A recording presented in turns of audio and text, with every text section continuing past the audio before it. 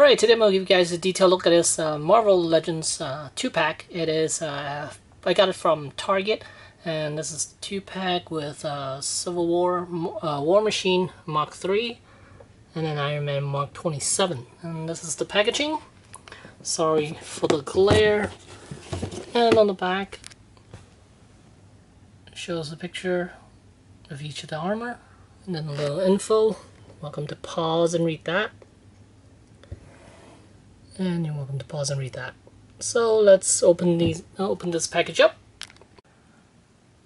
Alright, so here are the two figures outside the packaging, and comes with quite a bit of accessories. We have an extra pair of hands, one's open hand and one's fist. And then we have these two attachments for War Machine, and then the baton. That's the collapsed version. And then there's an extra cannon bit. I'm not sure why that is. And then here's the extended baton.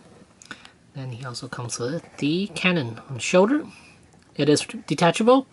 And then here's the other guy, and this is basically a War Machine repaint. A Mark II War Machine repaint to orange and purple. And the cannon, it's so weird. The color of this cannon is weird. That it doesn't really match the armor itself, but there he is. So for anyone who's getting this set, mainly is for this War Machine Mark III, and so here's a good look at him from the side and from the back. And here you can see on top of this shoulder, there are two holes. One is for the cannon, and the other is for the collapsed baton. And if your figure is not holding the baton, then you could attach this piece up here, right here. And let's get a closer look at War Machine. There were like tons of this 2-pack at Target. I was able to pick the best one out of the two. Out of all the ones that I saw, and this is by far the best one. And here you can see there's a little chipping on his thigh piece. There is because I try to move his legs, and it rubbed against the panty section, the hips section, and it chipped a chunk of the paint off. And there it is. So here's the hips, and that little corner right there is the section where it will rub the paint, rub the silver paint off the thigh piece there. So you gotta be a little bit careful, but you can tuck the thigh inside that piece, and it's gonna give you about that much range of motion for the thigh. And since I have it, I might as well show you guys the knees. It's double jointed knee, and there's how far you could bend it. And ankles on a ball joint. And chest is also on a ball joint, but it is somewhat limited as far as range of motion. It is due to the way they sculpted this chest piece. And then neck is on a ball joint. And shoulder, you can see the shoulder pads. Unlike before, where they use a hinge system, this time they didn't. It's just a piece of rubbery plastic that's connected between the chest and the shoulder piece. Here you can see the shoulder piece. The shoulder pad does move out of the way. So it doesn't really impede with the articulation. Here you can see his arms could go up about that high.